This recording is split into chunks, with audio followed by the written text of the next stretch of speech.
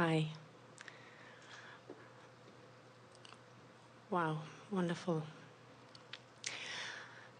I would like to speak about many things, and so many wonderful things have been answered in this unfolding. They can't hear you very well, so get right in there and in there. Forward to backward. That way. Closer to you. Closer to me. First, appreciation for this unfolding. I think it, someone says it. They ask you, answer, it's just tremendous. Thank you. And I would, on that note, like to know more about communicating with Source directly. There's a particular, in my growing in this liquid love thing, so totally get that, had an experience when I, as I've come to understand it, released enough resistance to just let you guys in, let me in. And would you play with me about this writing thing? What is that?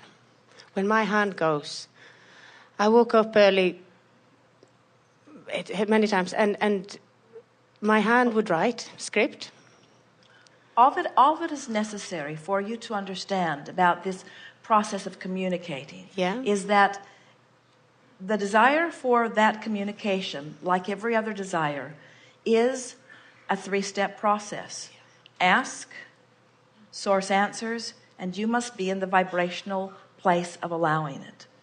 The thing that trips most people up is that they do not realize that when they are focused on the problem or the question, that they are not a vibrational match to the answer or to the solution. And so they get all wadded up in what they want to know, which means they're not vibrationally clear to receive the answer. So this 3-step process is really about wearing 3 hats. It's like 3 distinct vantage points, all of which you are living a part of. In other words, when you ask, sometimes the contrast, it's what we were talking about earlier, the contrast causes you to ask in a stronger way. Source, the inner being part of you, is right there, not just knowing the answer, but living, breathing, being the answer. But you must then put on the hat of allowing, which means you have to put enough distance between you and the question or the problem in order to receive the answer. Now, if you've been listening to us for a while, you've heard that so many times that many of you just took a little nap while we were expressing it just now, because you know it. But now let's apply it to what we were talking about this general, this specific into general and into more specific. So we'll use Jerry and Esther as the example here, because they are a very good example of how this worked. So contrast of more Jerry's life than Esther had brought him to so many pointed questions. Esther was sort of just bipping along, living happily ever after, not too deep in thought about anything, living happily ever after. When Jerry and Esther came together, while he was in a very good place, there were still many unanswered questions for Jerry. He had books and books and books that were highlighted in the margins with questions. Well, if this is true, then what about this? Well, if this is true, then what about this? We've labeled him the question asker of the world, and it still applies today after all of these years, because each answer brings yet another question. So specific about many questions, and negatively specific about many questions, by the way. Sort of locked into well, if that's true, then why this? He was sort of riding around the country on his white horse with his white hat, feeling rebellion about this and about this and about this, feeling resistance and uneasiness about many injustices that he had and was witnessing in life. So when Jerry and Esther came together, Esther, in her living happily ever after, she fulfilled the step 2 part of the equation, in that she was more of a vibrational match to her inner being than almost anyone that anyone will ever meet, because she was not satiated with troubling events. She was not opinionated. She was not religiously oriented. She was not a blank slate, but she was not focused against things. So when Jerry and Esther came together, his step 1 powerfully summoned the solution side of this. In other words, Jerry had created a vortex of solutions and answers to questions unlike anything that is usually accomplished in many, many lifetimes. And here it all was, ripe for the picking. So then Jerry and Esther visited with someone who encouraged them to meditate, and neither one of them had any interest in doing anything that strange. To them, it was like walking on hot coals or sleeping on beds of nails, complete disinterest in the idea of that.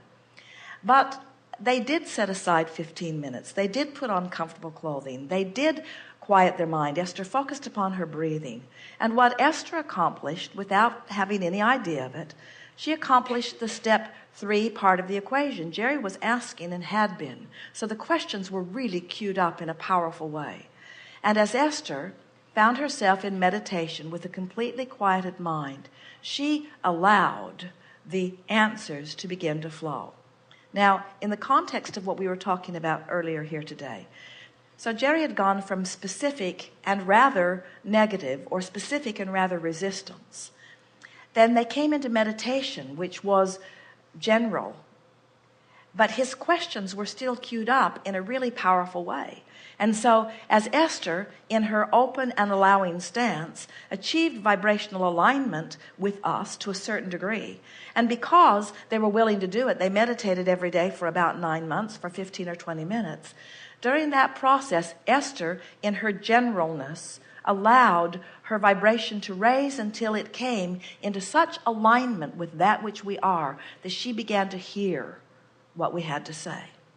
In the beginning, what we had to say was rather general in nature, until Jerry and Esther began plying Abraham with the questions that he had been saving up, specific questions that he was looking for. So what they accomplished is something that is a rare thing for an individual to accomplish. They accomplished step 1 and step 3 while we provided step 2. You see how it works? Mm-hmm, mm-hmm. And the longer they stayed at it, the more specific they got, the more the message built, until it wasn't long before others joined, until it reaches a crescendo like this here in this gathering, where you contribute massively. Do you know how many leading edge things have hatched right here, right before your eyes, right in your vibrational presence, as a result of the co-creative asking and receiving that's taking place here in this gathering? You see, it is a wonderful thing.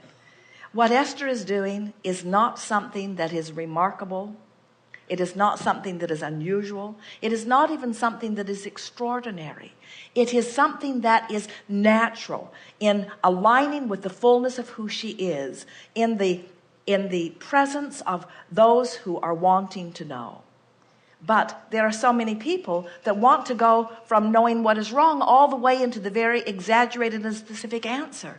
And what we're saying, there is a process that is involved, a process of allowing yourself to align with the energy. And then you reach the place where you've aligned with the energy so significantly that now you can begin specifically applying this knowing energy with the specifics of what you want to know. And it's only then that the motion forward really begins to take place.